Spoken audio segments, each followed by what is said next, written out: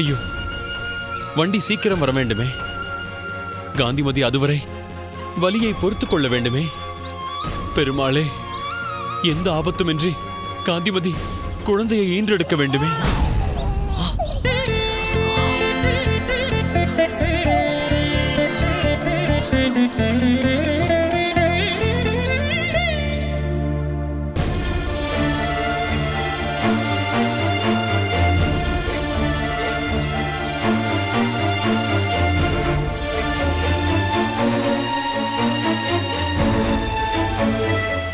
அம்மா, காந்திமதி.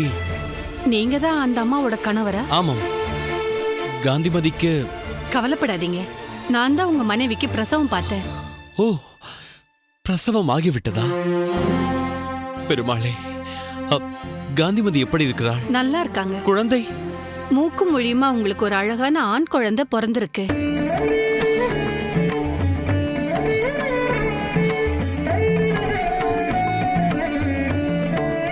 குழந்தையும் தாயும் உள்ளதான் இருக்காங்க, போய் பாருங்க.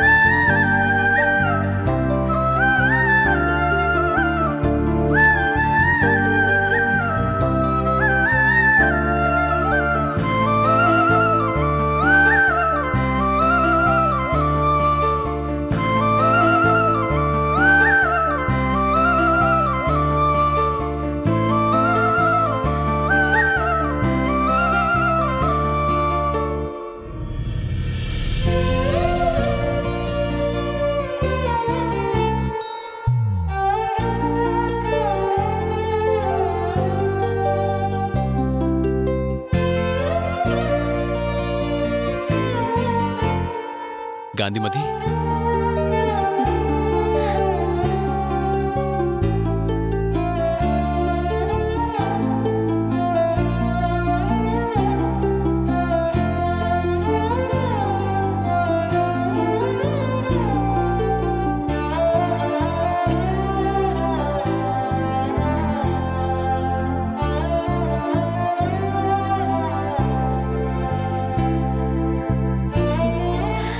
காந்திமதி, இத்தனை நாள் நாம் பொறுமையுடன் இருந்ததற்கு பெருமாள் அற்புதமான பலன் ஒன்றை நமக்கு தந்துவிட்டார். அவருடைய அனுகிரகம் பரிபூரணம். இனி பதட்டம் இல்லாமல் இருங்கள். பதட்டம் அது தானாக வந்து விடுகிறது. 1000 பேருக்கு பெருமாள் திருவுளப்படிதான் எல்லாம் நடக்கும் என்று அறிவுரை சொன்னாலும் தனக்கென்று வரும்போது மனம் தத்தளிக்கிறதே. சமயத்திற்கு ஒருவரும் வைத்தியம் பார்க்க கிடைக்காமல் பக்கத்து ஊர் திருவிழாவிற்கு சென்று விட்டதால் மிகவும் பதட்டமாய் போய்விட்டது. அதுதான் குறையில்லாமல் பெருமாள் சித்தப்படியும் நம் விருப்பப்படியும் மிகவும் லட்சணமாய் எப்படி பிறந்திருக்கிறான் பாருங்கள்.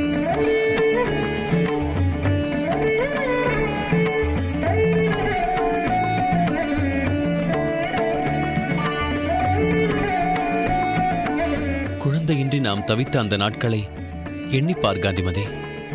என்னை சில பேர் பார்வையாலேயே தொலைப்பார்கள். தானமோ பிள்ளை வரம் வேண்டி அதற்கு இவர்தான் கிடைத்தாரா என்று எவ்வளவோ ஏளன பேச்சு. என் நிலை மிகவும் மோசமாக இருந்தது. பிறர் குழந்தையை எடுத்து கொஞ்சலாம் என்றாலே முறைப்பார்கள். ஜாடை மாடையாக எத்தனையோ குத்தல் பேச்சுக்கள். இதனால் பல விசேஷங்களுக்கு செல்வதையே நான் தவிர்த்திருக்கிறேன். நீங்களே பலமுறை என்னை கேட்டிருக்கிறீர்கள், ஏன் கண்கள் கலங்கியது போல் உள்ளது என்று.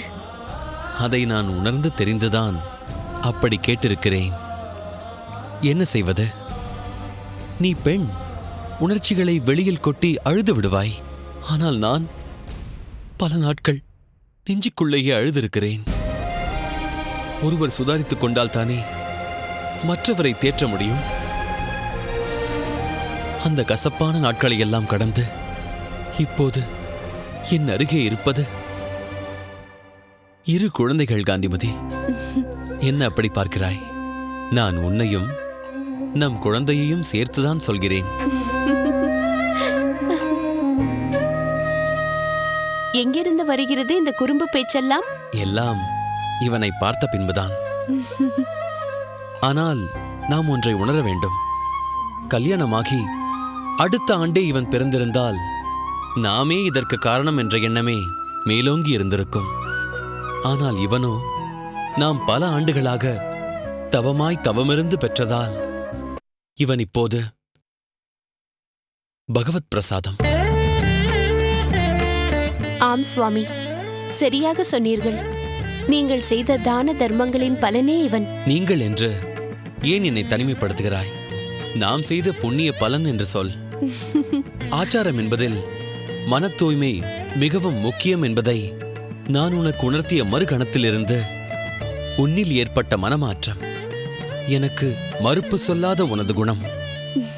அது மட்டும் இல்லாமல் நம் முன்னோர்கள் சொன்னபடி கோபூஜை, துளசி பூஜை, அன்னதானம் என எல்லாவற்றிலும் சந்தோஷமாக என்னோடு துணை நின்றாயே, அதன் பலனும் அதோடு நமது ஆச்சாரியரின் அனுகிரகமும் தான் இவன் நமக்கு கிடைத்திருக்கிறான் என்று நான் நினைக்கிறேன்.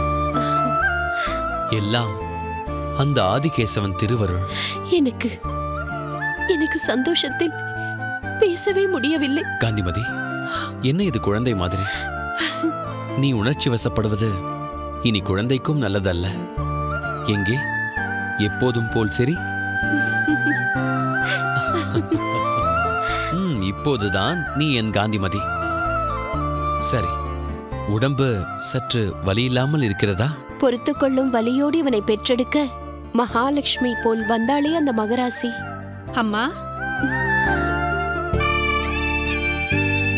வா. இவள்தான் அந்த மகராசி. இவளுக்கு நாம் என்ன கைமாறு செய்ய முடியும் சுவாமி? இவளுக்கு தகுந்த சன்மானம் கொடுக்க வேண்டும். நிச்சயமாக காந்திமதி.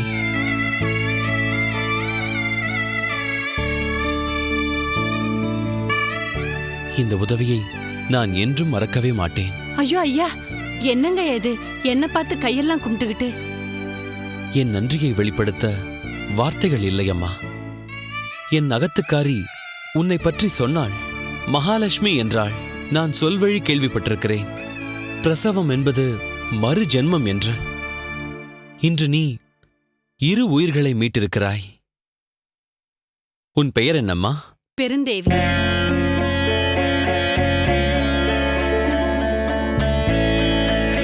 ஆஹா, அந்த பெருந்தேவியாரே எங்கள் முன் நிற்பது போல் தோன்றுகிறது.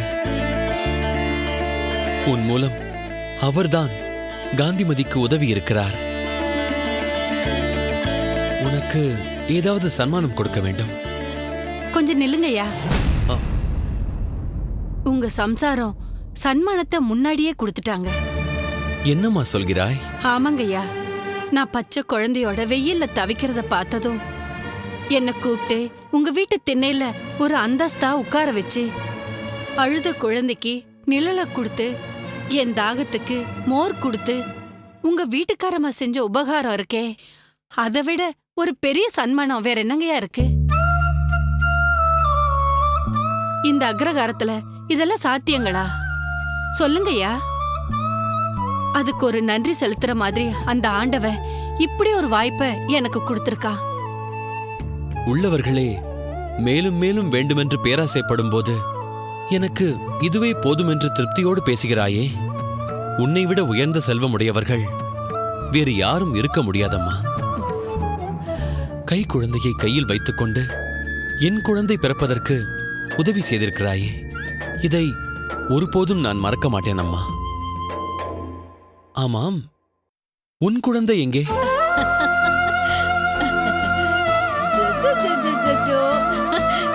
எந்த கவலையும் இல்லாமல் தூங்கிக் கொண்டிருக்கிறான் பார்.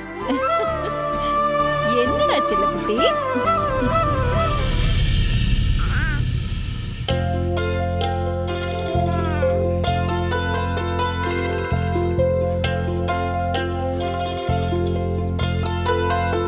அவள் நம் தெருவிற்குள் நுழைந்ததே பாவம். தீட்டு தெரியுமோ நோக்கு?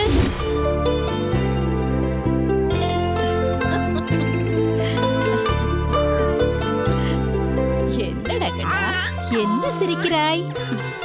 என்னடா கண்ணா சிரிக்கிறாய்? மாமி, குழந்தைய கொடுங்க. இருடிம்மா, சற்று நேரம் என் கையிலேயே இருக்கட்டும். இவன் என் கையில் வந்ததும் நன்றாக உறங்கிவிட்டான்.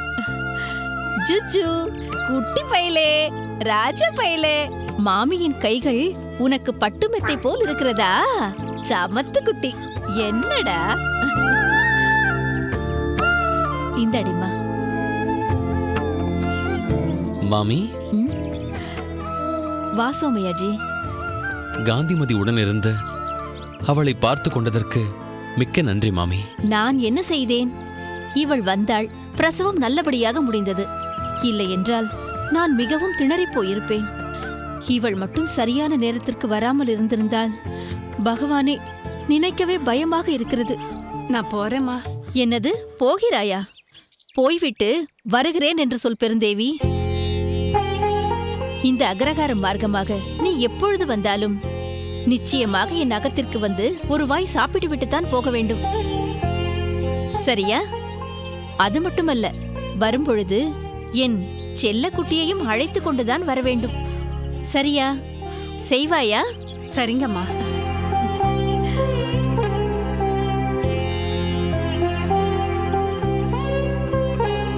மாமி, என்ன சொன்னீர்கள்? ஒரு வாய் சாப்பிட்டு விட்டு போ என்றா சொன்னீர்கள்? நீங்களா இப்படி மாறிவிட்டீர்கள்? ஆம் சோமயாஜி, மாறிவிட்டேன். நான் தான் மாறிவிட்டேன். இவ்வளவு நாட்கள் நான் தான் வைணவியாக பிறந்திருக்கிறேன் என்று மிகவும் கர்வமாக இருந்தேன்.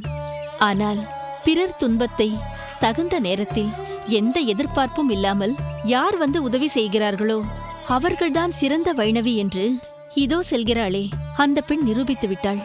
உண்மையில் அவள்தான் உயர்ந்த வைணவி. எல்லாம் உங்கள் குட்டி கண்ணன் பிறந்த வேளைதான் சோமயாஜி.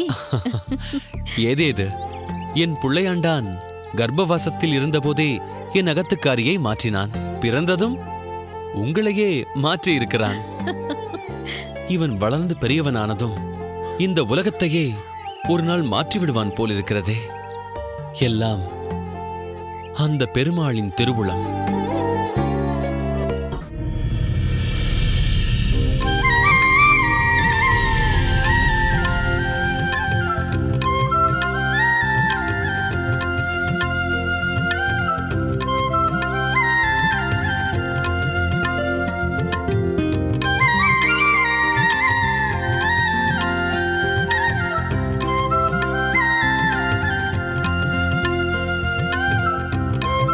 காந்திமதி, பெருமாளின் கடாட்சம் சற்று தாமதமாக கிட்டியிருந்தாலும் இவ்வளவு பெரிய பொக்கிஷத்தை கொடுக்கத்தான் அவன் தாமதித்திருக்கிறானோ என்று தோன்றுகிறது. உண்மைதான் மன்னி. நம் கோவில் பட்டர் கிடைத்தற்கரிய ஒன்றை நீங்கள் பெறத்தான் பெருமாள் தாமதம் செய்கிறாரோ என்று ஒரு முறை கூறியது இப்போது என் நினைவுக்கு வருகிறது. அக்கா, இப்படியே பேசிக் கொண்டிருந்தால் எப்படி? குழந்தைக்கு திருஷ்டி பட்டுவிட போகிறது. கண்ணத்தில் பொட்டு வைக்க வேண்டாமா? கண் பட்டுவிட போகிறது. சீக்கிரமாக வையுங்கள் அக்கா. ஏனடி, இங்கு நாம் தானே இருக்கிறோம். யார் கண் பட்டுவிட போகிறது? காந்திமதி, எதற்கு அவள் ஆசையை கெடுக்கிறாய்? அவள் விருப்பப்படி திருஷ்டி போட்டு வைத்து விட்டு போகட்டுமே. சரி பெரிய பிராட்டி, உன் விருப்பப்படியே நீயே ஒரு திருஷ்டி போட்டு வைத்துவிடு. வைத்து விடலாம்.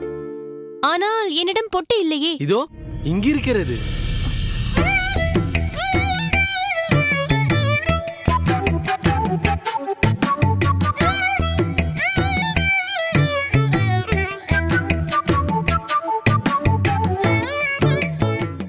பார்த்தாயா பெரிய பிராட்டி, நீ நினைத்தாய், நான் கொண்டு வந்து விட்டேன். இந்தா.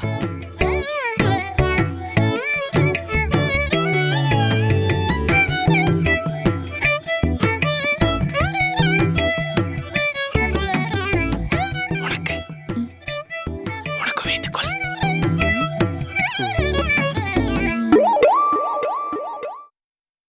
திருஷ்டி பொட்டு இன்னும் இவன் அழகை கூட்டிவிட்டது.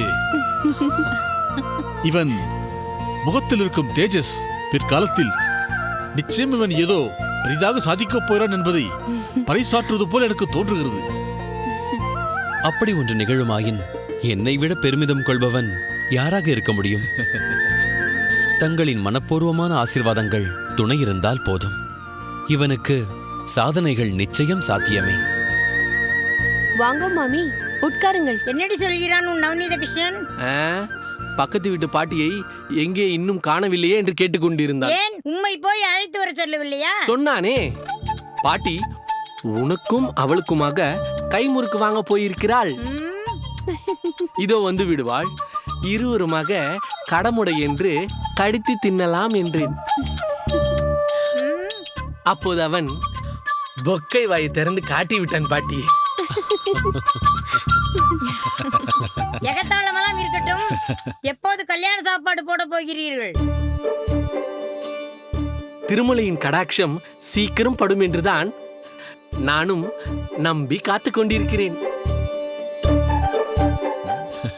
ஏண்டி பெரிய பிராட்டி, வாய் சாதுரியத்தில் எல்லாரையும் மிஞ்சி விடார் போல் இருக்கு உன் நகத்துக்காரர். சரி சரி, திருமலை நம்பிகளே, நல்ல நேரம் போய்விடப் போகிறது.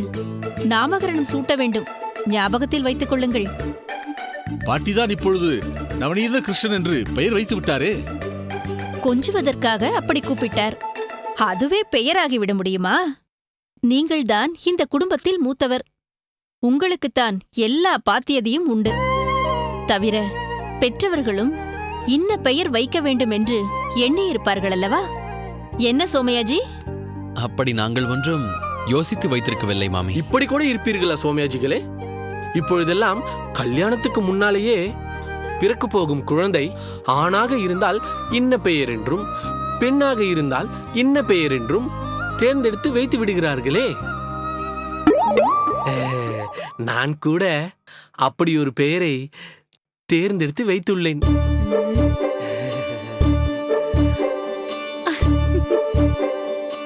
சரி காந்திமதி, குழந்தையை எடுத்து மடியில் போட்டுக்கொள்.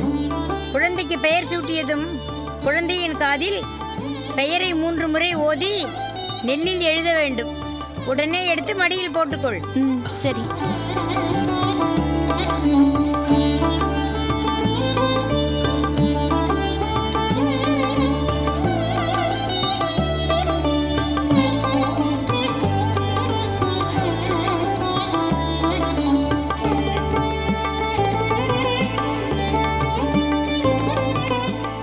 சீக்கிரம் யாராவது ஒரு பெயரை சொல்லுங்கள். பாட்டி, நான் ஒரு நல்ல தமிழ் பெயர் ஒன்று சொல்லட்டுமா? சொல்.